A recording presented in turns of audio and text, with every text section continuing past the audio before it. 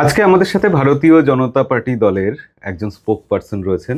ওনাকে আপনারা অনেকেই চেনেন, পরিচিত মুখ আমাদের, এবং দলের বেশ বড়সড় একজন পদাধিকারী। রাজর্ষি বাবু, আপনাকে স্বাগত আমাদের চ্যানেলে। দর্শকরা আজকে আপনার থেকে অনেক কিছু জানতে চান। প্রথমেই যেটা জানতে চাই যে আপনি মানে বিজেপির মানুষ হলেই কি এরকম পোশাক পরতে হয়, যে সাধু সন্ত এরকম একটা ব্যাপার থাকে, গেট আপ?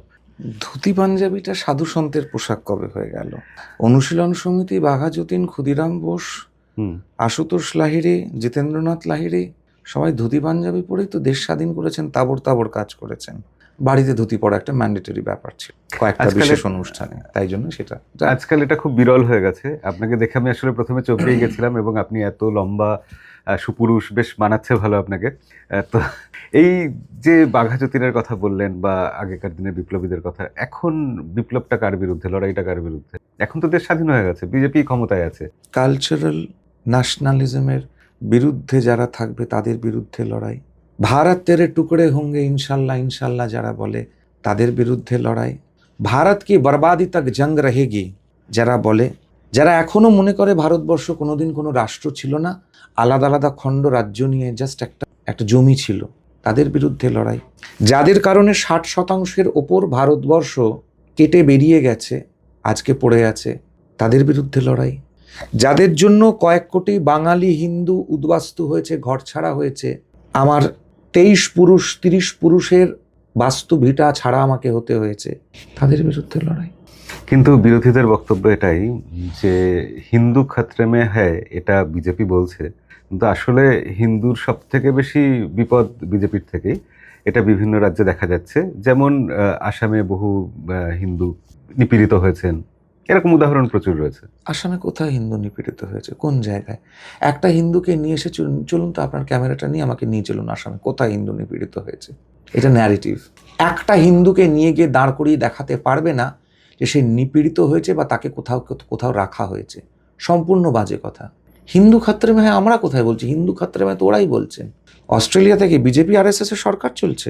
ঘটনা ঘটেছে অস্ট্রেলিয়াতে, নিশ্চয়ই গোটা পৃথিবী দেখে নিয়েছে। এখন সোশ্যাল মিডিয়ার যুগ, এখন তো আর শুধুমাত্র যতটুকু খবরের কাগজে ছাপা হলো ততটুকুই আমরা জানতে পারলাম, সে যুগটা তো নেই। ইউকেতে, USA-তে পাবলিক প্রোটেস্ট কি হচ্ছে, কিভাবে কাটা শুয়োরের মুখের মধ্যে কোন ধর্মগ্রন্থের বইটা গুঁজে পোস্টারে কাকে পেডোফাইল বলে লিখে প্রতিবাদটা হচ্ছে। নিশ্চয়ই ইউকেতে বিজেপির সরকার নেই নাকি? ইউকেও RSS চালাচ্ছে, USA-ও RSS চালাচ্ছে, অস্ট্রেলিয়াও RSS চালাচ্ছে। তাহলে কমিউনিস্ট পার্টি কি করলো এতদিন ধরে? নেহরুভিয়ান সোশ্যালিজম কি করলো এতদিন ধরে? আন্তর্জাতিক ক্ষেত্রে কন্যাশ্রী সম্মান পেয়েছে আন্তর্জাতিক নেত্রী মমতা বন্দ্যোপাধ্যায় কি করলেন? না, এই প্রসঙ্গে আমি আসছি, শুধু আপনার কথার প্রসঙ্গে একটা কথা জিজ্ঞাসা করি। এই যে চালাচ্ছে বললেন, বিজেপি কি তাহলে RSS চালাচ্ছে? মানে RSS-ই দেশটা চালাচ্ছে, ঘুরিয়ে ফিরিয়ে? না, এটা তো বিরোধীদের কথা, এটা সবার কথা, এটাই ইউজুয়ালি মিডিয়াতে বলা হয়, তো যেটা আমিও সেটা বললাম। না, তাহলে RSS এর ভূমিকাটা কোথায় থাকছে? মানে কতটা প্রত্যক্ষ প্রভাব থাকছে দেশ চালানোর জন্য সরকারের উপর?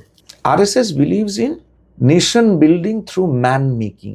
আমরা যারা স্বয়ংসেবক আছি, আমি আগে একজন স্বয়ংসেবক, তারপর বিজেপির কার্যকর্তা। আমাদের লক্ষ্য একটাই, পরম বৈভবান্নে তু মেতৎ স্বরাষ্ট্রম সমর্থা ভবত্বা শিশাতে বৃষম। ভারত মাতা কি জয়। পরম বৈভবশালী, স্বয়ং সমৃদ্ধ এক সশক্ত ভারতবর্ষের দিকে ভারতবর্ষকে এগিয়ে নিয়ে যাওয়া, সেটাকে দেখা, এটাই আমাদের জীবনের লক্ষ্য, আমাদের জীবনের স্বপ্ন। এটা রাস্তা যে খুব একটা ভালো হবে না, মসৃণ হবে না, এটা যে কণ্টকাকীর্ণ একটি পথ হবে, মার্গ হবে, সেটাও আমরা জানি। তাই জন্য আমাদের প্রার্থনা মন্ত্রের মধ্যেই আছে, সুতং চৈব ইয়ৎকণ্টকাকীর্ণ মার্গম স্বয়ং স্বীকৃতম না সুগম কারায়েত। কণ্টকাকীর্ণ মার্গের পথে হাঁটতে হবে, রাস্তা আমাদেরকে সুগম করতে হবে। কিভাবে? ভারত জননীর নাম নিয়ে, নমস্তে সদা বৎসলে মাতৃভূমে, এবং বিশ্বাসটা রেখে তয়া হিন্দু ভূমে সুখং বর্ধিত। এই ভূমিতে পিতৃপুরুষের, আমাদের এই ভূমিতে ঋষিবংশজাত ভারতবর্ষে তার সুখ সমৃদ্ধি আমাদের যাতে আমরা করতে পারি। যে ভূমিকে সোনে কি চিড়িয়া বলা হতো, সোনার পাখি বলা হতো, সেই সোনার পাখিতে তাকে প্রত্যাবর্তন করতে হবে। কিন্তু এই যে আপনি যে কটা কথা বললেন, কথাগুলোর মধ্যে থেকে বারবার হিন্দুত্ব, সংস্কৃত শ্লোক, ভারত ভূমি, দেশমাতৃকা, এইসব কথাগুলো উঠে আসলো, এবং তার সাথে সাথে উল্টো দিকে হুম। ইঙ্গিত থাকলো কোনো একটা বিশেষ সম্প্রদায়ের দিকে, যারা অস্ট্রেলিয়াতে কিছু করেছে বা দেশে কিছু করেছে। তো বিজেপি কি একটা সাম্প্রদায়িক দল যে সবসময় এইরকম ভাবে বিভাজন করছে? কেন সম্প্রদায়ের বিভাজন কোথায় করা হয়েছে? যদি সত্যিটা বললে পরে সাম্প্রদায়িক হয়ে গেল। সত্যিটা বললে যদি সাম্প্রদায়িক হয়ে যায়, তাহলে পরে বাবরের সঙ্গে ভারতবর্ষের কি সম্পর্ক আছে? আমরা তো শুধু এই সত্যিটুকু বলছি। উজবেকিস্তানে জন্ম, আফগানিস্তানে মৃত্যু। তার বয়ফ্রেন্ড বাবরির নামে সে কি তৈরি করেছে, তার সাথে ভারতবর্ষের কি সম্পর্ক আছে? পশ্চিমবঙ্গের বাঙালির কি সম্পর্ক আছে এবং ভারতবর্ষের সংখ্যালঘু সম্প্রদায়ের কি সম্পর্ক আছে? সাম্প্রদায়িক যদি হতো, তাহলে আমরা কখনো কি বলতাম যে ভারতবর্ষের প্রত্যেকটি সংখ্যালঘু সম্প্রদায়ের মানুষ তো ভারতীয়? আমরা তো এই কথা বলতাম না। তাহলে ভারতবর্ষের প্রতিটি সংখ্যালঘু সম্প্রদায়ের 23 পুরুষের নাম নিয়ে যদি বসা হয়, নাম এবং ধামের তালিকা, তাহলে দেখা যাবে তারা সবাই তরোয়ালের ভয় সালোয়ার পরেছেন। এটা তো সত্যি, এটা তো বাস্তব, এটা অস্বীকার করার কোনো জায়গা নেই। ইন্দোনেশিয়ান প্রেসিডেন্ট আহমেদ সুকর্ণো প্রথম রিপাবলিক ডেতে এসে যদি পণ্ডিত নেহরুর কাছে গঙ্গা জলের ঘড়া চাইতে পারেন, পাকিস্তানের প্রধানমন্ত্রী যদি আশ্চর্য হয়ে তাকে জিজ্ঞাসা করেন, তুমি তো মুসলমান, তুমি কেন গঙ্গা জলের ঘড়া চাইছো? তখন তার জবাবে তিনি কি বলেছিলেন? Due to change of circumstances we have been forced to change our way of worshipping, but I can't change my ancestors. আমি আমার পূর্বপুরুষকে পাল্টাতে পারি না। আমি ঋষি বংশজাত ভারতবর্ষের, আমি রাজর্ষি লাহিড়ী, শাণ্ডিল্য গোত্রে, অর্থাৎ মহর্ষি শাণ্ডিল্যের বংশধর। আমার পূর্বপুরুষ কান্নৌজ থেকে 1000 বছর আগে এই বঙ্গভূমিতে এসেছিলেন মহারাজা আদিসুরের নিমন্ত্রণে। আমরা উত্তরবঙ্গের বরেন্দ্র ভূমিতে আমাদের থাকতে দেওয়া হয়েছিল। জগদ্দল নামক রাজশাহীর একটি স্থানে জগদ্দল বিশ্ববিদ্যালয়, জগদ্দল মহাবিহার যেটাকে বলা হয়, তার পাশে লাহিড়ী গাঁই, সেখানে আমাদের বাড়ি ছিল। আমি এটাকে কোনোভাবেই অস্বীকার করতে পারবো না। কালকে যদি আমি রাজর্ষি লাহিড়ী থেকে রাজর্ষি জেকব লাহিড়ী হয়ে যাই, কি রোনাল্ড লাহিড়ী হয়ে যাই, তাহলে আমার এই পূর্বপুরুষের ইতিহাসটা বদলাবে না। আমি রাজু মোল্লা হয়ে গেল, ইতিহাসটা আমার বদলাবে না। তো our point is this, that's it. ইতিহাসের জায়গায় আছে, ইতিহাসকে অস্বীকার করার কোনো প্রশ্নই নেই, সেই নিয়ে আমরা বিতর্কেও যাব না। কিন্তু আমার কথা হচ্ছে, এখন বর্তমান ভারতবর্ষে ওই সেই শকুন্তল পাঠান মোগল এক দেহ হলো লীন, রবীন্দ্রনাথ যে লিখে গেছিলেন, সেই ব্যাপারটাই তো আছে। তো সেখানে বিজেপি যদি এরকম ভাগ করে, এক আলাদা আলাদা সম্প্রদায়, আলাদা আলাদা ধর্ম, না, তাহলে রবীন্দ্রনাথকে জাস্ট একটা পার্টলি পড়া হচ্ছে। তাহলে রবীন্দ্রনাথের শিবাজি উৎসব কবিতা পড়া হয়নি, যেখানে তিনি বাঙালিকে ভৎসনা করছেন। যখন এক ও রাজ্য ধর্ম পাশে খণ্ড বিক্ষিপ্ত ভারত বেঁধে দিব আমি, বলছেন শিবাজি, মারাঠার বজ্র ঘোষে বাঙালি সাড়া দেয়নি। বাঙালি সেটা ভুল করেছিল, সঞ্চয়িতায় শিবাজি উৎসব লেখা আছে, পড়ে দেখুন। এবং বিরোধী পক্ষের এবং অধিকাংশ যারা বিজেপির বিরোধী আছে, তাদের মুখে রবীন্দ্রনাথের খুব একটা কবিতা ভীষণ ঘোরাফেরা করে। ধর্মের বেশে মহুজারে এসে ধরে, অন্ধ যে জন মারে আর শুধু মরে। এই দুটো লাইন বলে তারা বিজেপিকে বিধতে পারে বা হিন্দুত্বের বিরুদ্ধে কথা বলতে পারে। তাদের যদি সাহস থাকে গোটা কবিতাটা পড়ে শোনার। রবীন্দ্রনাথ এই কবিতাটা লিখেছিলেন একটি বিশেষ সম্প্রদায়ের বিরুদ্ধে। পরের স্টানজাটা পড়ে দেখবেন। কাদের পূজাগৃহে রক্তমাখা ধ্বজ কারা তুলছে, ওই কবিতার দ্বিতীয় স্তবকে রবীন্দ্রনাথ প্রশ্ন করছে। পূজাগৃহ হিন্দু ছাড়া আর কারুর হয় না? তো হিন্দুর পূজাগৃহে রক্তমাখা ধ্বজ অরঙ্গজেব, বাবর, হুমায়ুন ছাড়া, ইসলামিক রেজিম ছাড়া ভারতবর্ষে আর কেউ করেনি। এর বাইরে অযোধ্যা রাম মন্দির, বিষ্ণু মন্দির, কাশী আদিনাথ মন্দির, ভোজশালা সরস্বতী মন্দির, সম্বলের কল্কির মন্দির, সমস্ত কিছু কারা ধ্বংস করেছে? 43,000 মন্দিরের কথা রবীন্দ্রনাথ বলছেন। পিতার নামে সন্তানের হত্যা কারা করে? বাবার নামে সন্তানের মাথা কেটে সোনার থালায় বাবার সামনে কারা দেখিয়েছিল? রবীন্দ্রনাথকে মিসইন্টারপ্রিট করা হয়। গোরা গোরা গোরা বলে রবীন্দ্রনাথের গোরা নিয়ে খুব চিৎকার করে। গোরা পুরোটা পড়ে দেখেছে কখনো? গোরাটা কখনো পুরোটা কেউ পড়ে দেখেছে? গোরায় কি আছে? কিভাবে একজন বাঙালি সে কিভাবে সেই তার ওই ইয়ের থেকে, ওই হজবড়লর চিন্তা ভাবনার থেকে সে কিভাবে আস্তে আস্তে তার নিজের রুটসের দিকে চলে যাচ্ছে।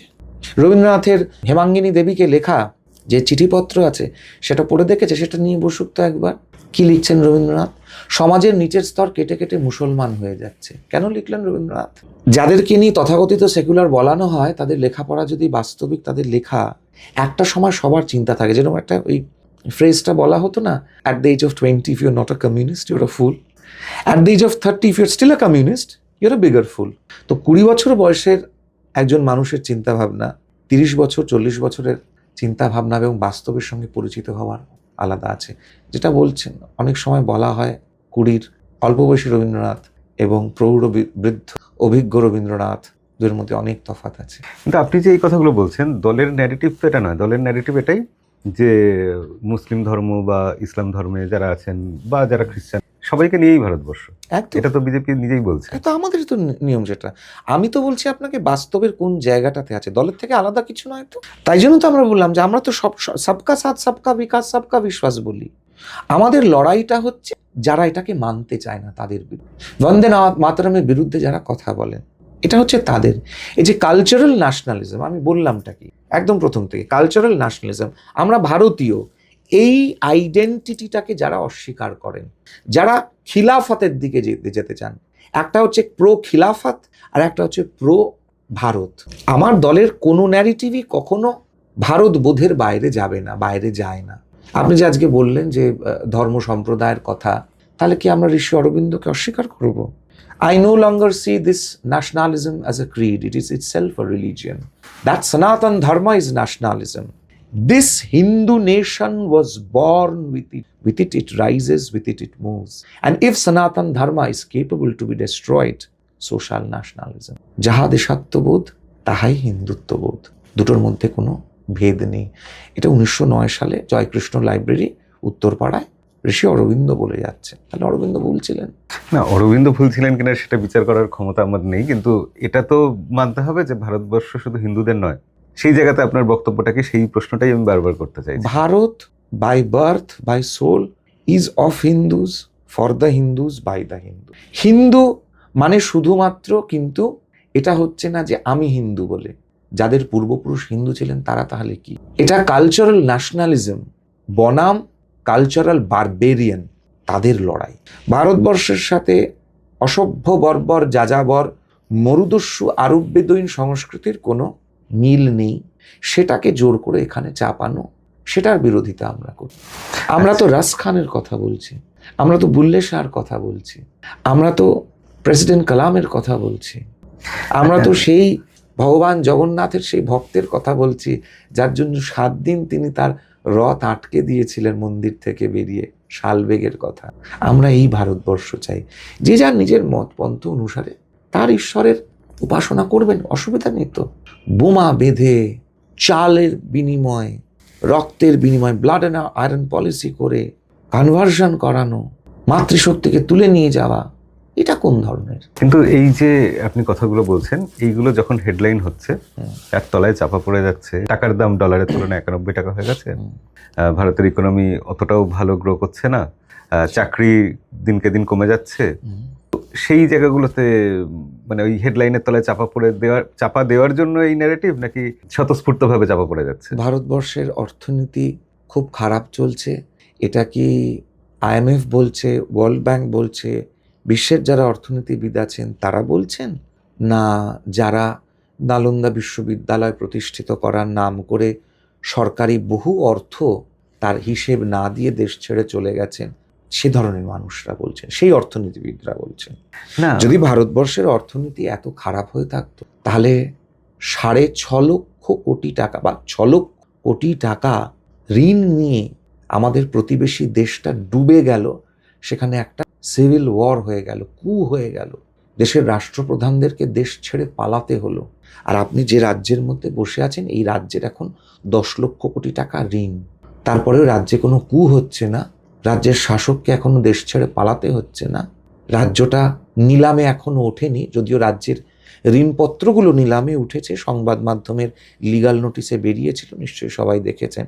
ভারতবর্ষের অর্থনীতি যদি খারাপ থাকতো, এই যে রাজ্যে আমরা বসে আছি, রাজ্যটা এতক্ষণে 10 লক্ষ কোটি টাকা ঋণ নিয়ে নিলামে উঠে যেত, ভারত সরকারকে টাকা দিয়ে চালাতে হচ্ছে। ঠিকই, কিন্তু এটাও তো ঠিক যেটা আমাদের রুপি, আমাদের কারেন্সি, সেটা এশিয়ার মধ্যে সবথেকে খারাপ পারফর্ম করছে, এটা আন্তর্জাতিক তথ্য, এটা আমি বলছি না। তো খারাপ পারফর্ম করছে, ফরেন ইনভেস্টমেন্ট শেয়ার মার্কেট থেকে চলে যাচ্ছে, রোজ চলে যাচ্ছে, তো সেটা তাহলে কেন হচ্ছে যদি অর্থনীতি ভালোই থাকে? ফরেন ইনভেস্টমেন্টস যদি চলেই যায় তাহলে পরে উত্তরপ্রদেশ থেকে আরম্ভ করে, কর্ণাটক থেকে আরম্ভ করে না, ওই এই ইনভেস্টমেন্ট সমস্ত বলছি না জায়গায় আমি, ইনভেস্টমেন্টস ওই আসছে কি করে? ওই ইনভেস্টমেন্ট বলছি না, আমি বলছি যে শেয়ার মার্কেটে যে ফরেন হুম। ডলার ইনভেস্ট হয় সেটা চলে যাচ্ছে। বিভিন্ন সময় বিভিন্ন জায়গায় বিভিন্ন টাকা, বিভিন্ন দেশ, বিভিন্ন কোম্পানি এরকমভাবে তুলতেই থাকে। তার মানে তো এটা না যে অর্থনীতি একটা বিরাটভাবে ধসে পড়েছে। অর্থনীতি ধসে পড়লে পরে ভারত টিকে থাকতে পারতো না। আজকে বিভিন্ন অর্গানাইজেশন আসছে কেন তাহলে পরে? ইনফ্লেশন আপনার সব থেকে লো চলছে, আপনার ইউপিএ রেজিমের ইনফ্লেশন দেখুন। সংবাদ মাধ্যমের নাম নেওয়াটা আমার উচিত হবে না, বিভিন্ন সংবাদ মাধ্যমের ন্যাশনাল টেলিভিশনস এবং যাদেরকে তথাকথিত গদি মিডিয়া বলা হয় না, তাদের নিজেদের রিপোর্টসগুলো দেখে নিন। 10 বছর ইউপিএ রেজিমের সরকারের যে অর্থনীতির যে পারফরমেন্স, ইনফ্লেশন সেই সময় কত ছিল, আজকে কত আছে।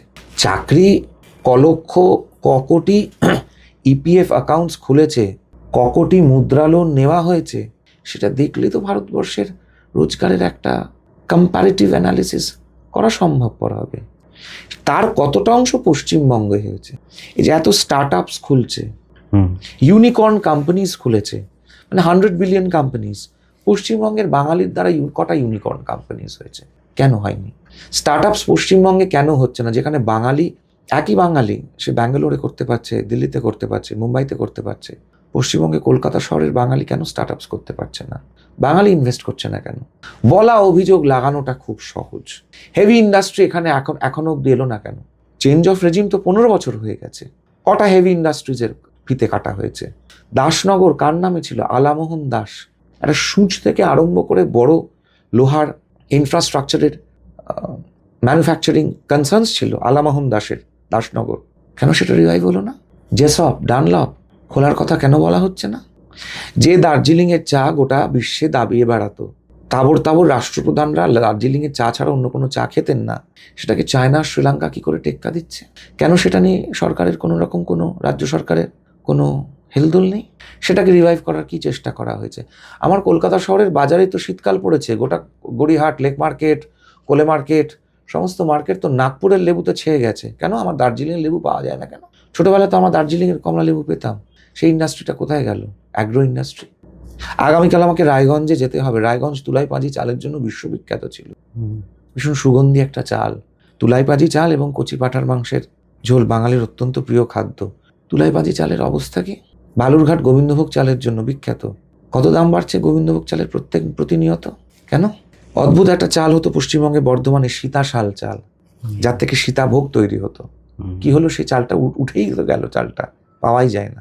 গরমকালের গোটা ফ্রুট হাবস হতে পারতো western part of West Bengal, Bankura, Birbhum, Purulia, এই চত্বর। কি ভাবনা চিন্তা করেছে? দক্ষিণ 24 পরগনার যেটা টপোগ্রাফি, যা জিওগ্রাফি, তাদের দক্ষিণ 24 Pargana could have been the largest hub of ক্যান্ড fish in the world.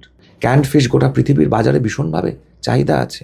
কাউকে কখনো বলতে শুনেছেন কারোর মাথার থেকে বেরিয়েছে কোনোদিন কোনো শাসকের দলের কারোর কাছ থেকে? Ask any educated contemporaries of mine from the other political parties, কখনো ভাবনা চিন্তা করেছে যে যারা ওই জায়গার সাংসদ, বিধায়ক, তাদের মুখ থেকে কখনো বেরিয়েছে কোনো প্ল্যানিং? কেন? The world is talking about a plastic alternative. প্লাস্টিকের অল্টারনেটিভ কি হবে? পাট। নদিয়া ভারতবর্ষের পাট কেন্দ্র, পাটের প্রাণ কেন্দ্র। প্রধানমন্ত্রী গোটা পৃথিবী ঘুরে ঘুরে বলছেন প্লাস্টিকের অল্টারনেটিভ। শুধু প্লাস্টিকের অল্টারনেটিভ পাট নয়, যারা ভিগান জানেন তো, যারা অ্যানিমাল বা মানে নিরামিষ বলতে শুধু নিরামিষ নয়, যারা ওই অ্যানিমাল কোনো কিছু হার্ম না করে, মানে এমনকি গরুর দুধ পর্যন্ত খায় না, উলের জামা কাপড় পর্যন্ত পরে না। এই ভিগান কিন্তু কনসেপ্ট কিন্তু is taking a great pace in western world. তো যারা উলের জামা কাপড় পরবেন তারা কি পরবেন? তার অল্টারনেটিভ কি? পাট হচ্ছে তার অল্টারনেটিভ। পাটের তৈরি বালাপোষ, মানে লেপের মতন, যেটা পাটের তৈরি জামা কাপড়, শীতকালীন জামা কাপড়, ভয়ঙ্কর গরম হয় এগুলো। কখনো আমরা শুনি না কেন এই কথাগুলো? চেষ্টা নেই কেন? পাট তো ঘরের মধ্যে পড়ে আছে। জুট মিলগুলো তো এমনি বন্ধ। আজকেও একটা জুট মিল বন্ধ হয়ে যাচ্ছে। আজকে একটা ঘোষণা হয়েছে, ব্যারাকপুরে একটা জুট মিল বন্ধ হয়ে যাচ্ছে। দেবে যাচ্ছে এগুলো। কলকারখানা বন্ধ হয়ে গেলে পরে উত্তরপাড়া হিন্দু মোটরের অ্যাম্বাসাডার গাড়ি চড়ে গোটা ভারতবর্ষ ঘুরে বেড়াতো একটা। হিন্দি সিনেমাতেও অ্যাম্বাসাডার, সমস্ত নেতা মন্ত্রীরাও অ্যাম্বাসাডার, তামিলনাড়ুর মন্ত্রীরাও অ্যাম্বাসাডারে চড়ছে, কাশ্মীরের মন্ত্রীরাও অ্যাম্বাসাডারে চড়ছে। সেই অ্যাম্বাসাডার কারখানার কি হলো? কালক্রমে অ্যাম্বাসাডারকে চেঞ্জ করা গেল না কেন, রিমডেলিং করা গেল না কেন? যদি না করা গেল, BMW তো এসেছিল, এই পশ্চিমবঙ্গে তো এসেছিল কারখানা খুঁজতে, তাকে ব্যবস্থা করা গেল না কেন? এত এত বড় বড় কোম্পানিগুলো গাড়ি তৈরি, গাড়ি ম্যানুফ্যাকচারিং, যা এর আগের রেজিমে ছিল সেটাও এর আগের রেজিমেই আছে। বলুন, এটাকে চাপা দেওয়ার চেষ্টা চলছে। বাকি ভারতবর্ষ নিয়ে ভাবার জন্য অন্যান্য অনেক লোক আছে, আমরা পশ্চিমবঙ্গটা নিয়ে ভাবি না, বাঙালি তো। ওকে, আমরা পশ্চিমবঙ্গেই আসি তাহলে। পশ্চিমবঙ্গে এত খারাপ আপনি বলছেন এবং আমরা শুনতে পাই, এরকম কথা তো শোনাই যায়। তা সত্ত্বেও এই যে খারাপটা তো একদিনে হয়নি, দীর্ঘদিন ধরে চলছে। তা সত্ত্বেও বিজেপি এখনো বিরোধী দলে বসে আছে কেন, বিরোধী আসনে বসে আছে কেন? বিজেপি তো শুরুই করলো, বিজেপির ব্যর্থতাটা কোথায়? বিজেপি তো শুরুই করেছে 2014 সালের। তারপর তো 10 বছর পেরিয়ে গেছে, 12 বছর হলো। মমতা বন্দ্যোপাধ্যায় 98-তে দল খুলে কতদিন সময় লেগেছিল? 77-এ কংগ্রেস চলে যাওয়ার পর 34 বছর সময় লেগেছিল কংগ্রেস এবং কংগ্রেস ভেঙে তৈরি হওয়া তৃণমূল কংগ্রেসের যৌথভাবে আবার লড়াই করে ফিরে আসতে। পশ্চিমবঙ্গ স্থিতিশীলতা চায়, পশ্চিমবঙ্গ পরিবর্তনের পক্ষে সবসময় থাকে না। যখন একেবারে দেওয়ালে পিঠ ঠেসে গেল, আর কিছু করার নেই, তখন পশ্চিমবঙ্গ পরিবর্তন চায়। পরিবর্তন মানুষ আনবে, আমরা আমাদের কথাটুকু বলবো। আর চিটিংবাজি, জালিয়াতির করে ক্ষমতা দখলের যে প্রসেসগুলো আছে সেগুলোকে কাট করার চেষ্টা করব, যাতে প্রকৃত মানুষের যেটা মতামত সেটা যাতে রিফ্লেক্ট করে। কিন্তু এখন তো বিজেপি কেন্দ্রে ক্ষমতায় আছে, নরেন্দ্র মোদীর বিজয়ের রথ পশ্চিমবঙ্গে এসেই থেমে যায়, এরকম বিরোধীরা বলে। এবং তাদের অভিযোগ আসলে এটা যে এই থেমে যায় যে তার পেছনে আসলে দিদি আর মোদির কোথাও গটাপ আছে। দেখুন, এটা আপনি কমিউনিস্ট পার্টি এবং কংগ্রেসের কথা বলছেন। তো পশ্চিমবঙ্গে হচ্ছে বিজেপি এবং তৃণমূলের সেটিং বলে যায় ওরা। কংগ্রেস অভিযোগ করে যে কেরালাতে সিপিএম এবং বিজেপির সেটিং, এবং সিপিএম এবং তৃণমূল দুজনে মিলে বলে যে কেন্দ্রে হচ্ছে বিজেপি এবং কংগ্রেসের সেটিং। তো তাহলে এটা হচ্ছে মানুষকে কনফিউজ করানোর জন্য, যাতে কমপ্লিট বিরোধী ভোটটা একটা জায়গায় কনসলিডেট হয়ে না পড়তে পারে। পিনারাই বিজয়নও জেলের বাইরে আছেন, সোনিয়া গান্ধী, রাহুল গান্ধীও বেলে আছেন, তাই না? এগুলো হচ্ছে রাজনৈতিক, ওই বলতে হয় বলা, রাজনৈতিক বাধ্যবাধকতা, সেটিং আছে, এই আছে, ওই আছে, সেই আছে। যে পার্টির 250টার উপর কার্যকর্তা মারা গিয়েছে, বাচ্চা বাচ্চা ছেলে, 18 বছরের ছেলে, শুধুমাত্র বিজেপি করার জন্য, যাকে গলায় ঝুলিয়ে ইলেকট্রিক তারে ঝুলিয়ে, ইলেকট্রিক ওয়্যারে ঝুলিয়ে রাখা হয়েছিল পুরুলিয়াতে। কালকে রায়গঞ্জে যাব, রায়গঞ্জের রাজেশ তাপস শুধু বাংলা ভাষার শিক্ষক চেয়েছিল বলে পুলিশ গুলি করে মেরে দিয়েছিল। সেই পার্টি মোদির সাথে, এই মমতার সাথে সেটিং করবে? যারা বলছে যে সেটিং করেছে তারা নিজেরাই তো ইন্ডিজোটের মধ্যে আছে। তারা কেন ইন্ডিজোটের মধ্যে আছে মমতার সাথে? 2021 সালের বাই ইলেকশনস ভবানীপুরে কংগ্রেস কেন প্রার্থী দিল না? একই দিনে নির্বাচন হয়েছিল শান্তিপুরে এবং ভবানীপুরে। ভবানীপুরে বিজেপি, সিপিএম এবং তৃণমূল কংগ্রেস, এই 3টে পলিটিক্যাল পার্টির প্রার্থী ছিল। শান্তিপুরে বিজেপি, কংগ্রেস, তৃণমূল কংগ্রেস, সিপিএম 4টে পলিটিক্যাল পার্টির প্রার্থী ছিল। শান্তিপুরে জোট ছিল না আর ভবানীপুরে জোট ছিল। এসব ন্যাকা বোকা গল্প কথা বলে লাভটা কি আছে? যারা ফিশ ফ্রাই খায়, যাদের অ্যাকাউন্টে 16 কোটি টাকার ঘটনাগুলোকে ধামাচাপা দেওয়া হয়, যাদের স্বাস্থ্যমন্ত্রীর কন্ডম চুরির ঘটনাকে, কেলেঙ্কারিগুলোকে ধামাচাপা দেওয়া হয়, যে দলের নেতারা দীর্ঘ বছর সরকারি হাসপাতালের একটা গোটা ফ্লোর জবরদখল করে বসে থাকে, যাদের পার্টির র্যাঙ্ক অ্যান্ড ফাইল এলসিডিসির মেম্বাররা কোনো রকম চাকরি বাকরি না করে, ব্যবসা না করে, শুধু বউ একটা লাইব্রেরিতে কাজ করছে, সরকারি একটা ছোটোখাটো চাকরি করছে, আর বাড়িতে 90-এর দশকে এসি থেকে, কালার টিভি থেকে, গিজার থেকে, ফ্রিজ থেকে, ওয়াশিং মেশিন থেকে চলে যায় কোন অদৃশ্য টাকায়। আনন্দমার্গী হত্যা মামলা যেখানে কোনো তদন্ত হয় না, আজ অব্দি একটা এফআইআর হয়নি, এখনো কিন্তু একজন মানুষ বেঁচে আছে, যাদের 2জন। সাঁইবাড়ি এখনো অব্দি কোনো বিচার পাওয়া যায় না। যারা ঘটনাটি ঘটিয়েছিলেন তারা বর্তমান শাসক দলের ছাতার নিচে আছেন। মরিচঝাঁপি ম্যাসাকার এখনো অব্দি কিছু হয়নি, কোনো তদন্ত হয়নি। সে দলের লোকেরাও কিন্তু এখনো আছেন এবং তাদের বক্তব্য একেবারে বিভিন্ন চ্যানেলসের রেকর্ড করা ইউটিউবের মধ্যেও কিন্তু প্রমাণ হিসেবে এখনো অব্দি তথ্য প্রমাণ সমেত আছে। তখন বুঝে নিতে হয় সেটিং এবং ফিটিংটা আসলে কোন জায়গায়। কিন্তু দেখুন, একটা অদ্ভুত কিরকম মিল আছে, যেরকম কেন্দ্রীয় সরকারে মোদিজির কোনো বিকল্প নেই, এই ন্যারেটিভটা আছে বলে মোদিজি আছেন, কোনো বিরোধী দলনেতা সেইভাবে নেই। এটা আমরা দেখি এবং আলোচনা হয়। পশ্চিমবঙ্গেও ঠিক একই রকম ব্যাপার। মমতা ব্যানার্জির বিরোধী দলনেতা বা তার বিকল্প কে হবে এরকম কোনো মুখ বিরোধী দলের কাছে নেই। উত্তরপ্রদেশে কি কেউ ভেবেছিল বিকল্প কি হবে? মধ্যপ্রদেশে কি কেউ ভেবেছিল বিকল্প মোহন যাদব হবেন? রাজস্থানে কি কেউ ভেবেছিল বিকল্প বসুন্ধরা রাজে, সচিন পাইলট, অশোক গেহলট, তাদের একজন সম্পূর্ণ অপরিচিত ব্যক্তি অল্টারনেটিভ হবে? বা গত পরশু দিনকে যে ভারতীয় জনতা পার্টির সর্বভারতীয় সভাপতি হয়েছেন, এই অল্টারনেটিভ কি কেউ ভেবেছিল কখনো? একটা পলিটিক্সের এই যে স্টিগমা ব্যাপারটা আছে পশ্চিমবঙ্গে, এটা পশ্চিমবঙ্গের জন্যই, বাকি আর কোনো স্টেটে নয়। ডাইনেস্টিক পলিটিক্স যেখানে যেখানে হয়েছে, তামিলনাড়ু বলুন, উত্তরপ্রদেশ বলুন, বিহার বলুন, বাবা বাবার পরে ছেলে, বাবা বাবার পরে মা, মায়ের পরে মেয়ে। তো আমরা এই চিরাচরিত ভাবধারাটাতে বিশ্বাস করি। বিধান রায়ের পরে যে আর কেউ আসতে পারেন, তখন তো কেউ কখনো ভাবতো না যে সিদ্ধার্থ শঙ্কর রায়ের একটা অল্টারনেটিভ হতে পারে, জ্যোতিবাবুর অল্টারনেটিভ হতে পারে। কেউ কোনো আলোচনাই করতো না। এগুলো হচ্ছে একটা গিমিক, একটা তৈরি করা, আমার অল্টারনেটিভ কেউ হতে পারে না। আপনি করেছেনটা কি যে আপনার অল্টারনেটিভ কেউ হতে পারে না?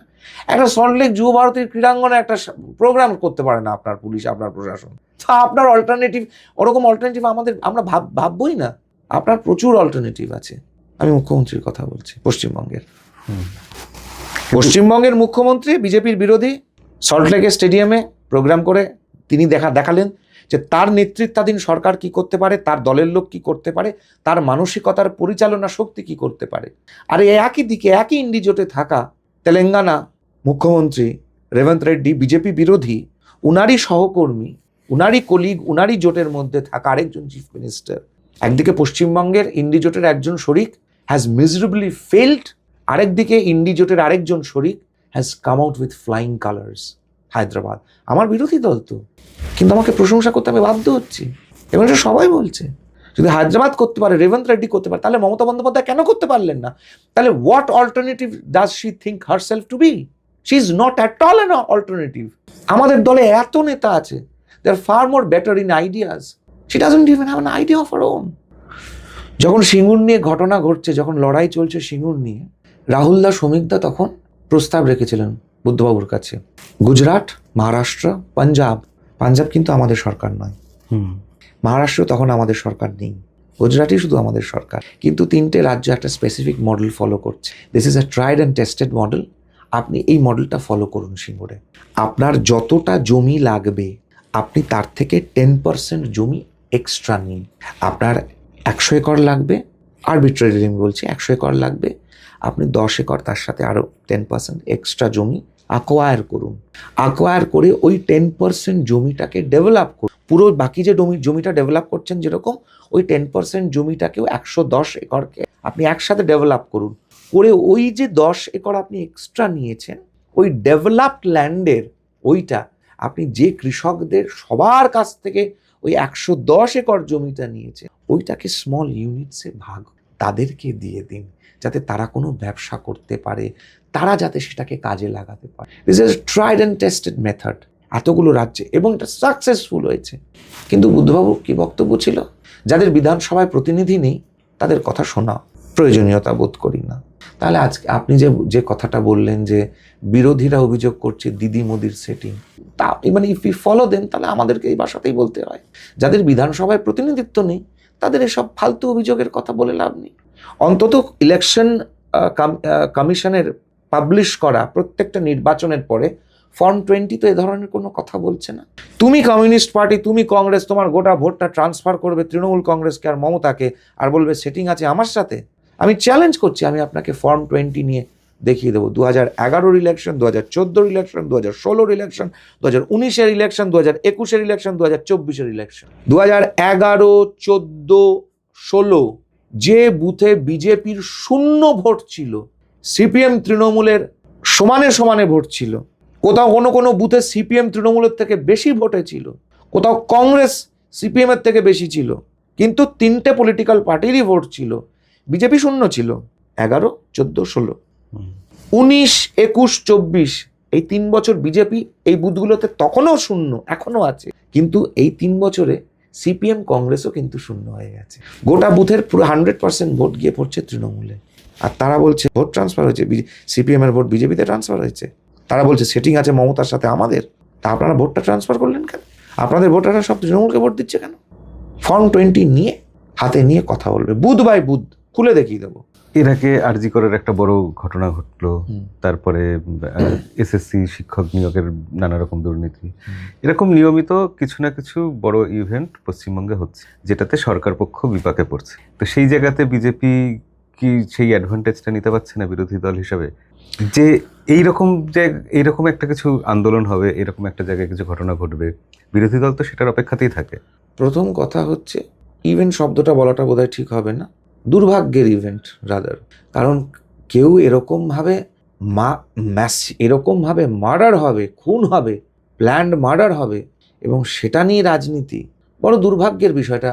সমাজের জন্য, দেশের জন্য, মানবিকতার জন্য দুর্ভাগ্যের বিষয়। আন্দোলনের জায়গায় চলবে, সেটা হচ্ছে।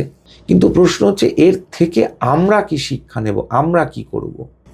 আমাদের মেয়েদেরকে তাদের কি বারবার এভাবেই বলি হতে হবে? না, আমরা আমাদের বাড়ির মেয়েদেরকে, আমাদের ভাইজিদেরকে, বোনেদেরকে আমরা ফিজিক্যাল ট্রেনিং দেওয়ার ব্যবস্থা করাতে পারবো আমাদের সরকার এলে। সেলফ ডিফেন্সের ট্রেনিং, কমব্যাট করার শক্তি।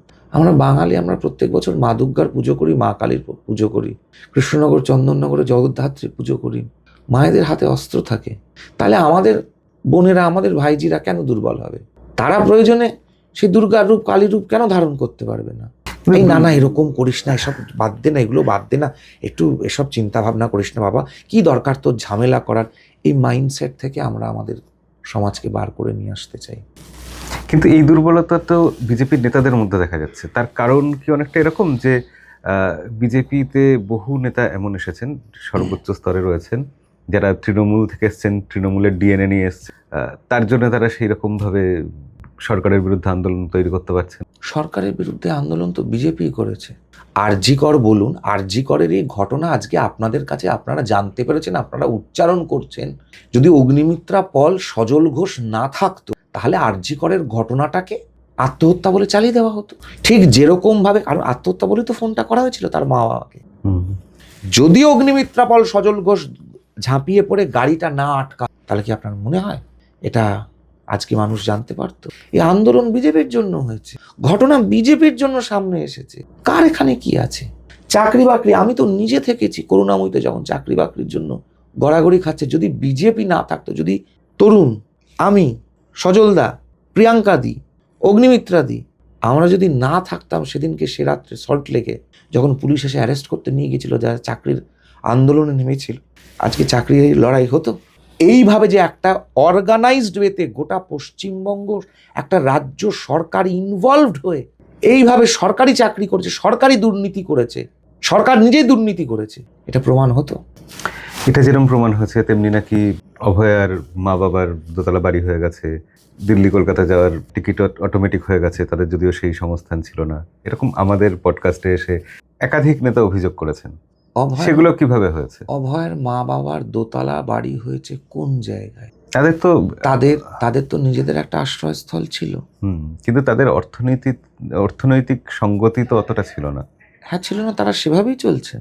মার্সিডিজ বেঞ্জ গাড়ি কিনেছে না, সেটা কেনেনি, কিন্তু কোথাও 10 লক্ষ টাকা মুখ্যমন্ত্রীর তরফ থেকে পুলিশ গিয়ে যখন অভয়া শুয়ে আছে, মৃত শবদেহটা বাড়িতে এনে শুয়ে আছে, তখন 10 লক্ষ টাকা অফার করা হয়েছে। কাকে? তার বাবা মাকে।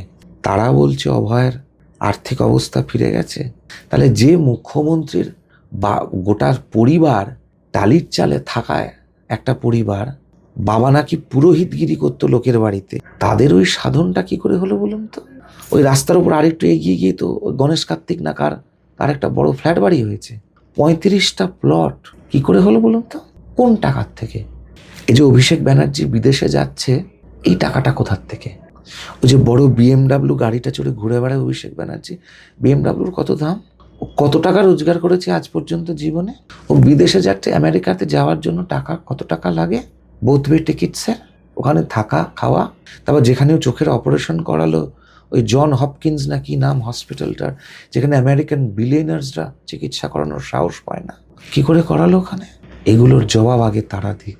কিন্তু এগুলোর জবাব যদি আপনারা জানেন, সিবিআই না, আমরা জানি কেন্দ্রীয় না। সংস্থা আছে, তাহলে কি করছে তারা? আমরা জানি না, আমরা জানতে চাইছি।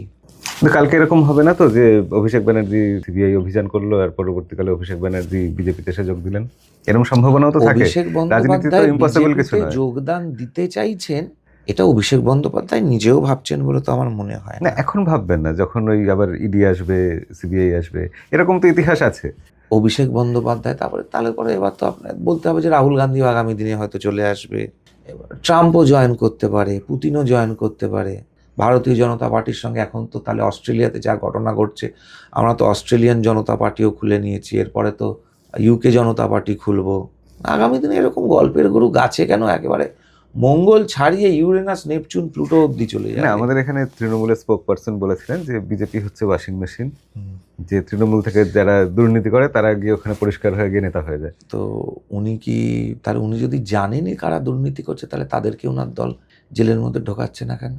দল বহিষ্কার করার পরেই তো কবে বিজেপিতে যোগ কবে দিয়েছে। বহিষ্কার করেছে? কাকে বহিষ্কার করেছে? কে ঢুকেছে? এখন দেখুন বিজেপিতে শুভেন্দু অধিকারীকে আমরা দেখতে পাই, একটা সময় মুকুল রায়কে দেখতে পেয়েছি, হ্যাঁ। এরকম বহু মানুষ এসেছেন হ্যাঁ, যারা তৃণমূল থেকে এসেছেন, হ্যাঁ, এবং যখন এসেছেন তখন হ্যাঁ। তাদের বিরুদ্ধে দুর্নীতির অভিযোগ উঠেছে, তারপরে তারা এসেছেন। আচ্ছা, শুভেন্দু অধিকারীর বিরুদ্ধে কি দুর্নীতির অভিযোগ উঠেছিল? নারদা নিয়ে সেই সময় একটা নারদানে কি এসেছিল? একটা টাকা ওনাকে নিতে দেখা গিয়েছে, তাই তো? হুম, তারপরে যখন উনি বিজেপিতে জয়েন করেননি, করার কোনো কথাও হয়নি, সাথে সাথে ওনার বাবার এবং ওনার বক্তব্যটা ওনারা বলেছিলেন, হ্যাঁ টাকা নিয়েছি, বন্যা হয়েছে তার জন্য টাকা নিয়েছি, সুলতান আহমেদের কাছে আমরা জিনিস চেয়েছিলাম, বন্যা ত্রাণে দুর্গতদের জন্য চাল ডালের প্রয়োজনীয়তা আছে। আপনি এখনো মেদিনীপুরে গিয়ে খোঁজ নিন, সাতটা নৌকা করে ওই ভাসমান গ্রামগুলোতে গিয়ে খাবার পৌঁছে দেওয়ার ব্যবস্থা করা হয়েছিল, সংবাদ মাধ্যম সেটা দেখিয়েছিল। হুম। তার জন্য অর্থের প্রয়োজনীয়তা ছিল, চাল ডালের প্রয়োজনীয়তা ছিল, জিনিসপত্রের প্রয়োজনীয়তা ছিল। সুলতান আহমেদ এসে বলেছিল আমরা জিনিসপত্র দিতে পারবো না, আমরা ক্যাশের ব্যবস্থা করে দিচ্ছি। যতবার এই কথাটা উঠবে ততবার তো সৌগত রায়ের নামটাও, ততবার তো ববি হাকিমের নামটা আসবে, ততবার কাকলি ঘোষ দস্তিদারের নামটা আসবে। শুভেন্দু অধিকারী এবং শিশির অধিকারী তারা তো তাদের বক্তব্য রেখে দিয়েছিলেন সাথে সাথে। আচ্ছা বলুন তো, ববি হাকিম, সৌগত রায়ের এখনো অব্দি কোনো ক্ল্যারিফিকেশন গোটা পশ্চিমবঙ্গের সামনে কেন দিতে পারলেন না? কাকলি ঘোষ দস্তিদার কেন দিতে পারলো না? কিসের জন্য টাকা নিয়েছিলেন? যারা তোয়ালেতে মুড়ে টাকাগুলো নিলেন, থ্যাংক ইউ বললেন, থ্যাংক ইউটা সৌগত রায় কাকে বলেছিলেন, কেন বলেছিলেন, এই এক্সপ্লেনেশনটা দিতে বলবেন তো একবার। আর মুকুল রায় দুর্নীতি করেছিলেন, তাহলে মুকুল রায়কে তৃণমূল ফেরত নিল কেন? সুমন কাঞ্জিলালরা কি কোনো দুর্নীতি করেছিল যে তারপরে তাদেরকে দলে নিল কেন? কৃষ্ণ কল্যাণী তাদেরকে দলে নিল কেন তৃণমূল? ঋতব্রত বন্দ্যোপাধ্যায় বালিশ চেটে তার ভিডিও ভাইরাল হলো, তাকে দলে নিল কেন? যাকে বলেছিল মমতা বন্দ্যোপাধ্যায় এবং শাড়ি এবং অমিত মিত্রের ধুতি নাকি টানাটানি করেছিল দিল্লিতে গিয়ে, তাকে নিল কেন? পরেশ রঞ্জন অধিকারী, যার মেয়ের চাকরিটা গেল, কোন দল করতো তার আগে? উদয়ন গুহ কোন দল করতো তার আগে?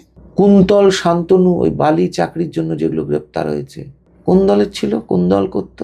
একটা আনঅর্গানাইজড চোর আর একটা অর্গানাইজড চোর। একটা অর্গানাইজড চোর অভিযোগ লাগাচ্ছে একটা আনঅর্গানাইজড চোরের ওপরে যে তাদের সাথে আমাদের সেটিং আছে বলে।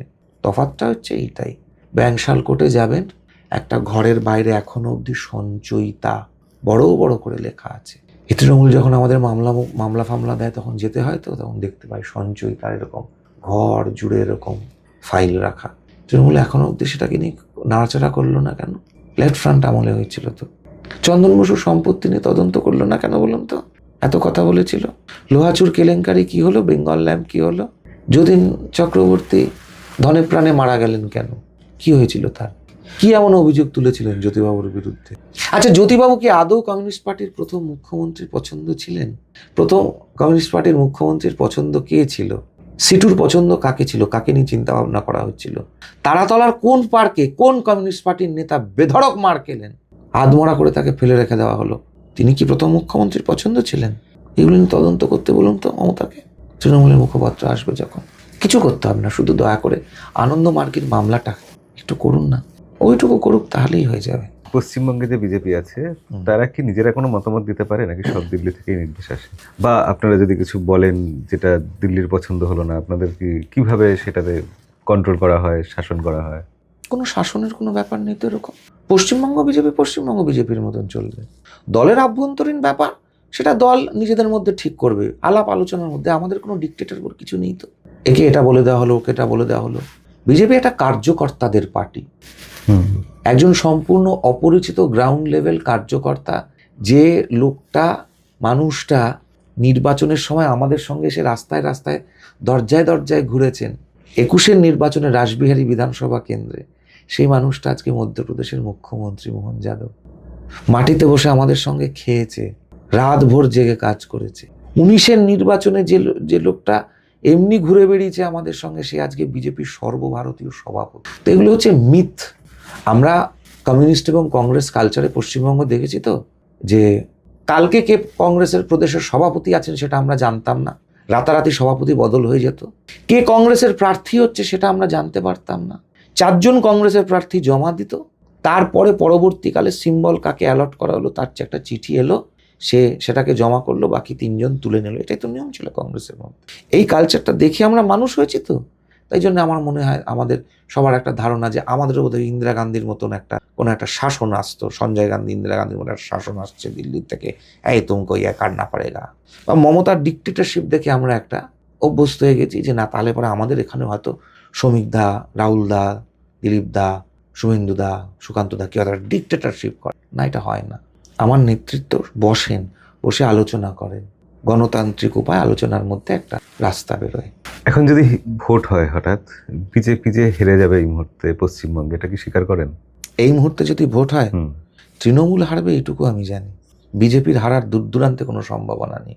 কিন্তু হিন্দুত্ব যেটা আছে সেটা যদি বাংলায় কাজ না করে, ভোটারদের তাতে যদি মন না আসে বা সেটার জন্য ভোট না দেয়, তখন বিজেপি কি করবে? তো আমরা হিন্দুত্বের রাজনীতি করছি কোথায়? শুধু হিন্দুত্ব তো নিজের অস্তিত্বের কথা ভেবে। এটা পশ্চিমবঙ্গকে, বাঙালিকে নিজের অস্তিত্ব ভাবতে হবে। বাঙালি তার অস্তিত্বকে কি রাখবেন না রাখবেন, নাকি আবার পূর্ববঙ্গের মতন আমাদের ঘটিবাটি চাটি হয়ে ওখান থেকে চলে আসতে হবে, যেরকম আসতে হয়েছিল, ভাবেননি তো কেউ। তো বাঙালি তো ভাবেনি কোনোদিন। বাঙালি তো বিরাট, আমরা সবাই একসাথে থাকি। তো একসাথে থাকতে পারলেন না কেন বাবা? কে মানা করেছিল?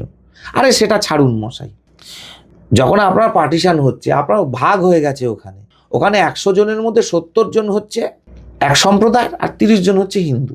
এই তো ছিল 47-এর বিভাজনে ইস্ট পাকিস্তান। তো 70 জনের মধ্যে আপনি 21টা লোককে জোগাড় করতে পারেননি যারা উদার হবে, বাস্তবের জায়গায় থাকবে। তারপরে ঘটিবাটি চাটি করে বাঙালি কি করবে সেটা বাঙালির ব্যাপার। যে পশ্চিমবঙ্গের বাঙালি হিন্দু হোমল্যান্ড মুভমেন্ট হয়েছিল বলে আপনি আজকে এখানে দাঁড়িয়ে আছেন, এই মাটিটাতে দাঁড়িয়ে আছেন। শ্যামাপ্রসাদ মুখার্জি, আশুতোষ লাহিড়ী, নির্মল চন্দ্র চট্টোপাধ্যায় যদি লড়াই না করতো, তাহলে এই কলকাতা শহরের বুকে দাঁড়িয়ে এই পডকাস্টই আমরা হতাম না। এটা এখন হতো হয়তো পাটনাতে বা ধানবাদে বা এরকম কোথাও, বা উড়িষ্যাতে দণ্ডকারণ্যে কোথাও একটা হতো। তো বিজেপি হিন্দুত্বের রাজনীতি, হিন্দুত্বের কালচারাল এক্সিস্টেন্সের রাজনীতি আলাদা হয়। কালচারাল এক্সিস্টেন্স বুঝতে পারছে তো, কাশ্মীরি হিন্দু পণ্ডিতদের অবস্থা বুঝতে পারছি তো আমরা। তাও ছেড়ে দিন, আমরা সব এক করে তো হিন্দু সিন্ধিদের কথা ভাবুন না। গোটা ভারতবর্ষে ঘুরে বেড়াচ্ছে, আমাদের কলকাতা শহরে তো কত সিন্ধি থাকে, তাদের নিজেদের পায়ের তলে একটা মাটি নেই, একটা জমি নেই, একটা স্টেটলেস কমিউনিটি হয়ে ভারতবর্ষে কারা ঘুরে বেড়াচ্ছে। তো বাঙালি আগামী দিনে স্টেটলেস কমিউনিটি হতে চাইবি কেন, সেটা বাঙালির উপর নির্ভর করছে। আমাদের তো কথা বলার আমরা বলে যাচ্ছি। কিন্তু এই যে শোনা যায় বিজেপিতে বিভিন্ন লবি আছে, Suvendu Adhikari lobby, Dilip Ghosh lobby, Kolkata lobby. আজে বাজে কথা এগুলো আজে বাজে কথা বলা হয়। কিন্তু এটা তো মানে ধোঁয়াটা উঠছে, দেখেন আগুনটা তো কোথাও আছে। ধোঁয়া বিজেপির থেকে কখনো উঠেছে? এটা ধোঁয়া তো বিজেপির থেকে কখনো ওঠেনি। ধোঁয়াটা তুলছে হচ্ছে কারণ একটা দেখানো একটা কারণ নিজেদের দলের গোষ্ঠী কোন্দলগুলোকে তো, কারণ দেখুন, একটা দল একটা আদর্শ ভিত্তিক দল হয়, মানে দুর্ভাগ্যবশত হলেও কমিউনিস্ট পার্টি একটা আদর্শ ভিত্তিক দল, তাদের একটা আদর্শ আছে। হ্যাঁ, ভারতবর্ষের সঙ্গে তার কোনো সম্পর্ক নেই, ভারত বোধের সঙ্গে তার কোনো সম্পর্ক নেই, কিন্তু আদর্শ ভিত্তিক দল ভারতবর্ষে যদি থেকে থাকে তাহলে সেটা 2টি পলিটিক্যাল পার্টি আছে, একটা ভারতীয় জনতা পার্টি, অপরটি কমিউনিস্ট পার্টি। বাকি আর কারোর কোনো প্রিন্সিপাল, কোনো আইডিওলজি, কোনো আদর্শ আপনি দেখাতে পারবেন? আমাদের যেমন পঞ্চশীল আছে, পঞ্চনীতি আছে, আর কোনো দলের আছে? মার্কসিজমকে মানে কমিউনিস্ট পার্টি। তৃণমূলের ইজমটা কি? তৃণমূল কি ফলো করে? আমরা একাত্ম মানব দর্শনকে আমাদের ভিত্তি বানিয়েছি। একাত্ম মানব দর্শন কি? মহাপ্রভু চৈতন্যদেবের সেই চণ্ডালোপিত দ্বিজশ্রেষ্ঠ হরি ভক্তি পরায়ণের থেকে নিয়ে আজকের সবকা সাথ, সবকা বিকাশ, সবকা বিশ্বাস, পেছনে পড়ে থাকা একদম প্রান্তিক মানুষটাকে তুলে নিয়ে এসে সামনে নিয়ে আসতে হবে। ভারতবর্ষে প্রথম আদিবাসী রাষ্ট্রপতি হয়েছেন এই অন্তর্দয় তাকে পেছনে ফেলে রাখা নয়, তাকে নিয়ে চলা। মমতা বন্দ্যোপাধ্যায় তৃণমূল কংগ্রেসের একটা আদর্শ দেখান তো, চুরি চিটিংবাজি, চুরি ছাড়া আর কি আদর্শ আছে? তো আদর্শ ভিত্তিক দলেদের সঙ্গে চিরকাল লোকে ভয় পায়, তাই তাদের বিরুদ্ধে নানান রকম কথা বলা খুব সহজ। আমার দলের নেতারা প্রত্যেকে একত্রে বসে বৈঠকে বসে একসঙ্গে ডিসিশনটা নেন। এবার দেখুন, আমার সাথে আপনার আমাকে পছন্দ হলো, আমার এই দাদাকে পছন্দ হলো, সেটাকে যদি আপনারা লবি বলেন তাহলে সেটা তো আলাদা ব্যাপার। আচ্ছা, এবার একটু অন্য প্রশ্নে আসি। এই যে কলকাতায় মেসি আসলেন, আপনি দেখতে গেছিলেন? না। এত যে মেসাকার হলো একটা, সেটা তো টিভিতে নিশ্চয়ই দেখেছেন। সেটা কার জন্য হলো? ম্যানেজমেন্ট দায়ী নাকি রাজনীতির লোকেরা দায়ী? রাজনীতি এবং প্রশাসন এক সত্রে, কারণ প্রশাসনের রাজনীতিকরণ হয়ে গেছে। যারা প্রশাসক তাদের ধরে তো একটাই মাথা, তারা রাজনৈতিক নেতাদের বাইরে যেতে পারেননি, এবং যিনি অর্গানাইজার তিনি একজন বাঙালি। সব থেকে বড় দুর্বল জায়গাটা হয়েছে এইটা। যদি বাঙালি না হয়ে অবাঙালি হতেন তাহলে কোনো প্রশাসক এবং এই রাজ্যের না হতেন, অর্গানাইজার মূল ব্যক্তি যদি এ রাজ্যের না হতেন, বাঙালি না হতেন, বা এ রাজ্যের বাঙালি না হতেন, অন্য রাজ্যে বসবাসকারী বাঙালি হতেন, তাহলে তিনি যে স্ট্রংলি হ্যান্ডেল করতে পারতেন সেটা এ রাজ্যের বাঙালি হয়ে পারেনি। কারণ এ রাজ্যে বসবাসকারী বাঙালি খুব কম আছেন যাদের ধরে একটার বেশি দুটো মাথা আছে, যারা তৃণমূল কংগ্রেসের সরকার বা তাদের নেতা বা তাদের পরিচালনা করা প্রশাসনের দাবড়ে কোনো কথা বলতে পারবে। এটা আমার বলার দরকারই নেই, আমার বলার অপেক্ষায় পশ্চিমবঙ্গ নেই, যেটা রাজনৈতিক না এটা প্রশাসনিক না এটা কার ব্যর্থতা। মেসি শুধু কলকাতা শহরে আসেননি, মেসি মমতা বন্দ্যোপাধ্যায়ের বন্ধু সরকার রেবন্ত রেড্ডির হায়দ্রাবাদে গিয়েছিলেন, মমতা বন্দ্যোপাধ্যায়ের বিরোধী সরকার মুম্বাইতে গিয়েছিলেন। বম্বে যেটা করে দেখাতে পেরেছে, হায়দ্রাবাদ যেটা করে দেখাতে পেরেছে, কলকাতা সেটা পারেনি। সুনীল ছেত্রী বাংলার প্লেয়ার, তাকে মহারাষ্ট্র গভর্নমেন্ট কেন ইনভাইট করেছিল? Why wasn't Sunil Chhetri invited in Yuva Bharati ক্রীড়াঙ্গন? সুনীল ছেত্রী, বাইচুং ভুটিয়া তো মমতা বন্দ্যোপাধ্যায়ের দলের প্রার্থী ছিলেন, প্রসূন ব্যানার্জি ছিলেন, তাদেরকে ডাকা হলো না কেন? আরে তাদের কথা ছিল মমতা ব্যানার্জির দলের বিধায়ক বিদেশ বসু উলুবেড়িয়া পূর্ব থেকে। আরে ওই লোকটা তো ফুটবল খেলতো, আমার বিরোধী দল করতে পারে, কিন্তু বিদেশ বসু লোকটার নাম। বুকটা কিরকম, বলটা যখন পায়ে চলে যেত তখন বাঙালির তার বিরোধী দলকে সাপোর্ট করে যারা, তাদের বুকটা কিরকম ধরপড় করতো, এই গেল গেল গেল গেল গেল গেল গেল গেল গেল। সে বিদেশ বসুকে কেন ডাকলো না? রাজনীতি। এরপরেও তো 60 জন প্লেয়ারকে নিয়ে দেবেন্দ্র ফডনভিস বাচ্চা ছিল, কি চেয়েছিল বাঙালি? ওই বাচ্চাগুলোকে নিয়ে খেলবে, একটু বলটা পাস করবে, এটাই তো। আচ্ছা, কত ফিজিক্যালি চ্যালেঞ্জ বাচ্চারা আছেন, তো আমরা তো অনেক কিছু করতে চাই তাদের জন্য। এই দিব্যাঙ্গদেরকে কেন ডাকা গেল না ওখানে? অনাথ আশ্রম আছে তো অনেক, ছোট ছোট শিশুরা আছে, তাদের বাবা মারা ছেড়ে দিয়ে গেছে, অনেকে খেলাধুলা দেখে, ওই বাচ্চাগুলোকে নিয়ে যাওয়া যেত না মাঠের মধ্যে? যাদের সমাজ তাদের বাবা মা ছেড়ে দিয়েছে তাদেরকে। মমতা বন্দ্যোপাধ্যায় তো মহিলা একজন, মায়ের আবেগটা কেন আসে না বলুন তো মমতা বন্দ্যোপাধ্যায়?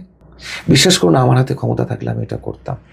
তবে এই ঘটনার পরেও যেটা হচ্ছে, ধরুন এই শুভশ্রীকে নিয়ে যে সোশ্যাল মিডিয়াতে নানা রকম কাদা ছড়াছড়ি, যার জন্য রাজ চক্রবর্তী গিয়ে এফআইআর করলেন, এটা কি অন্যায় হচ্ছে নাকি রাজ চক্রবর্তীও কোথাও গিয়ে এটার সাথে পলিটিক্স মিশিয়ে ফেলছেন, এরকম একটা ব্যাপার দাঁড়াচ্ছে? যখন আরজি করের ঘটনা ঘটেছিল তখন রাজ চক্রবর্তী কবার মুখ, আজকে নিজের বউয়ের ব্যাপারে হচ্ছে মুখ খুলেছেন, খুব স্বাভাবিক ব্যাপার। একজন হাজবেন্ড হিসেবে করাটা আমি এটাকে সমর্থন করি, স্বামী হিসেবে তিনি করছেন এটা। এর জন্য দায়ী ক্যামেরাটা যারা শুভশ্রীর দিকে করেছিলেন, 24 ঘন্টা বিগ স্ক্রিনে শুভশ্রীকে দেখানো হয়েছে। শুভশ্রীর ওপর মানুষের রাগ হয়েছে কারণ গোটা স্ক্রিন জুড়ে সারাক্ষণ শুভশ্রী ছিল। এই ক্যামেরাটা দায়িত্বে কারা ছিলেন? রাজ চক্রবর্তী তো আক্রমণ করা উচিত ছিল তাদেরকে। আমাদের একটা র্যাপিড ফায়ার আছে, সেখানে আপনাকে কিছু প্রশ্ন করব, কম মানে এক কথায় তাড়াতাড়ি উত্তর দিতে হবে। বিজেপিতে যোগ দেওয়াটা আদর্শের জন্য না সুযোগের জন্য?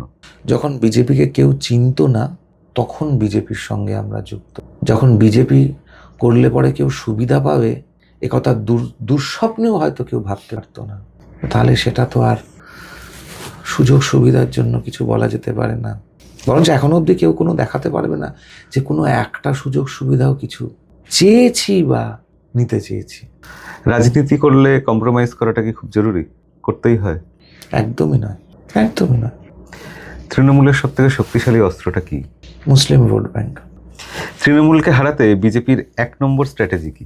মমতা বন্দ্যোপাধ্যায়ের অপশাসন, 10 লক্ষ কোটি টাকা পশ্চিমবঙ্গের বাঙালির ওপর ঋণ, কোনো রকম কোনো ইন্ডাস্ট্রি নেই, পশ্চিমবঙ্গের আর্থিক অবস্থা, মমতা বন্দ্যোপাধ্যায়ের তোষণের রাজনীতি, গোটা পশ্চিমবঙ্গ অবৈধ অনুপ্রবেশে ভরে গিয়েছে, অন্য রাষ্ট্রের লোকেরা এসে লক্ষ্মীর ভাণ্ডার নিয়ে যাচ্ছে, সরকারি সুবিধা নিয়ে যাচ্ছে, পশ্চিমবঙ্গের নাগরিক বঞ্চিত হচ্ছে, পশ্চিমবঙ্গের ছেলেমেয়েরা মিড ডে মিলে সাপ ব্যাংক টিকটিকি আরশোলা ইঁদুর খাচ্ছে, বাঙালির মাথা আন্তর্জাতিক প্ল্যাটফর্মে বারংবার হেঁট হয়ে, সে মুখ্যমন্ত্রীর ডেলিগেশনে যাওয়া, চামচ চুরি থেকে আরম্ভ করে মুখ্যমন্ত্রীর লন্ডনে গিয়ে ভারতের বিরুদ্ধে কথা বলা থেকে মেসির ঘটনা, সমস্ত কিছু। এবং পাকিস্তানের চ্যানেলে যখন পাকিস্তান রাজনীতিবিদ এবং বুদ্ধিজীবীরা আমার মুখ্যমন্ত্রী আমারও আমার রাজ্যের মুখ্যমন্ত্রীকে তাদের বন্ধু বলে পরিচয় দেয়, তাদের সহমর্মী বলে পরিচয় দেয়। আমার মুখ্যমন্ত্রী তো আছে, কংগ্রেস, কমিউনিস্ট পার্টি এবং আমার মুখ্যমন্ত্রী 3 জনের নাম নেওয়া হয়েছিল, এরা তো আছে, এরা মোদিকে ম্যানেজ করে দেবে। আমার মুখ্যমন্ত্রীর প্রশংসা পাকিস্তান কেন করবে?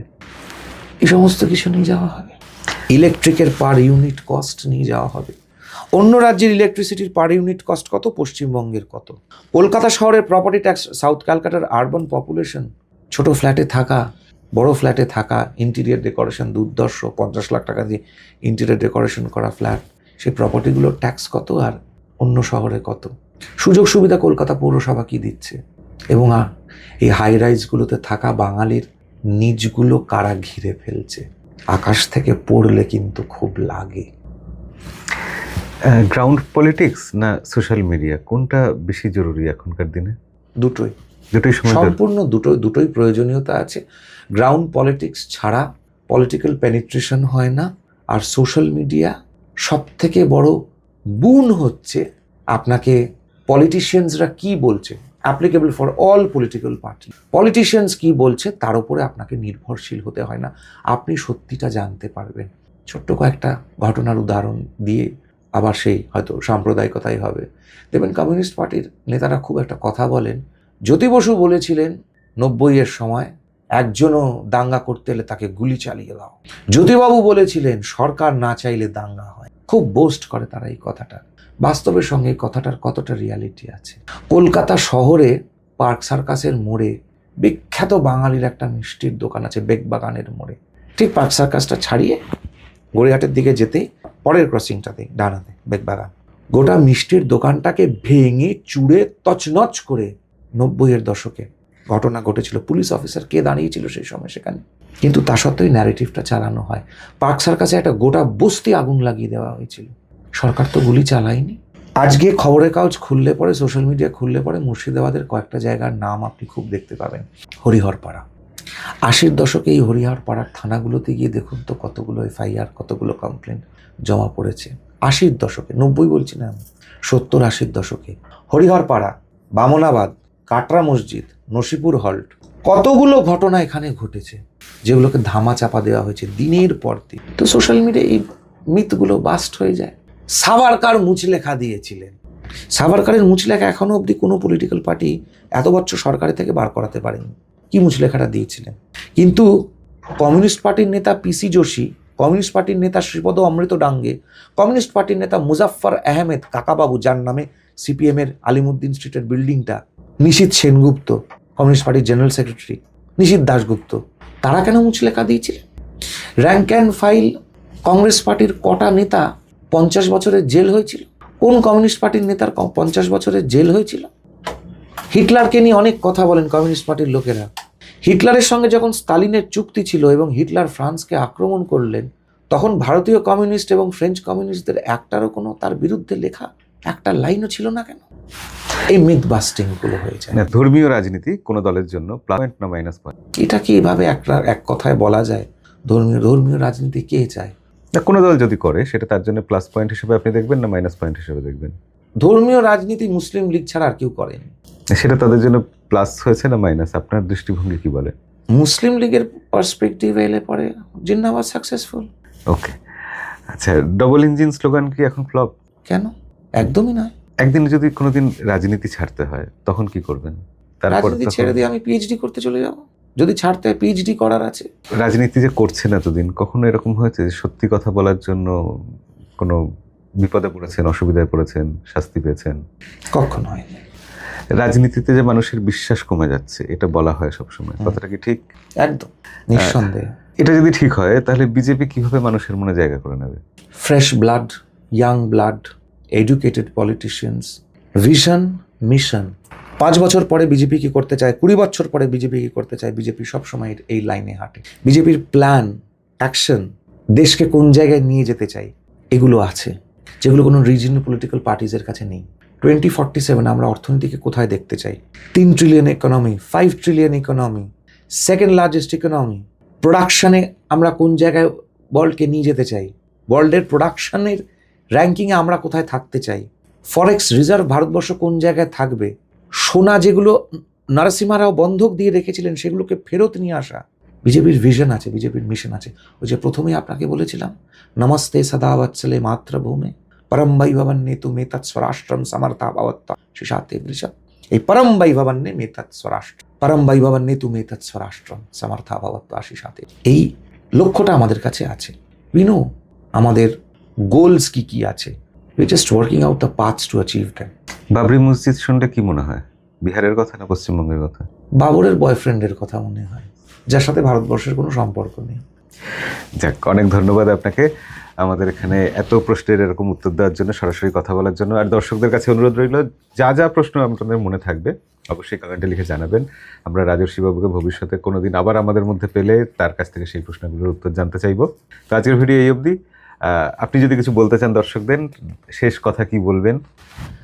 পশ্চিমবঙ্গকে রক্ষা করার আরেকটা সুযোগ আমাদের কাছে এসেছে, বাঙালিকে এসেছেন। গণতান্ত্রিক পরিবেশ পশ্চিমবঙ্গে ফেরত আনতে গেলে একবার ভারতীয় জনতা পার্টিকে সমর্থন দিন, তারপরে যে যার নিজের গণতান্ত্রিক পরিবেশ ফেরত পাবেন, ঠিক যেরকম অন্যান্য রাজ্যে ফেরত পাচ্ছে। যেখানে যে রাজ্যে বীভৎস মারকাটারি ঘটনা ঘটত নির্বাচনের দিনে, যে রাজ্যগুলিতে, সেগুলিতে একটা ফুল পাতা ছোড়ার ঘটনাও এখন হয় না, শান্তিপূর্ণ অবাধ নির্বাচন হয়। পশ্চিমবঙ্গকে আমরা সেই জায়গায় ফিরিয়ে আনতে চাই। 50-এর পশ্চিমবঙ্গকে আমরা ফিরিয়ে আনতে চাই, যেখানে জিডিপি কন্ট্রিবিউশন ভারতবর্ষে 25% ছিল, যেখানে হাওড়া শেফিল্ড অফ বেঙ্গল ছিল, যেখানে মুর্শিদাবাদের মসলিন, মুর্শিদাবাদের কটন, বিভিন্ন পশ্চিমবঙ্গের জিনিস আন্তর্জাতিক বাজারে তার ডিমান্ডস ছিল। বাঙালি ব্যবসা করত, বাঙালি অর্থবান ছিল, বাঙালি হাতটা এরকম করতে জানতো। সেই জায়গায় আমরা পশ্চিমবঙ্গকে ফেরত আনতে চাই। একবার সুযোগ দিয়ে দেখুন, না হলে পরে বোতাম তো আছেই। তাহলে আজকের ভিডিও এই অবধি, দেখা হবে পরের কোনো ভিডিওতে। আজকের মতো বিদায়।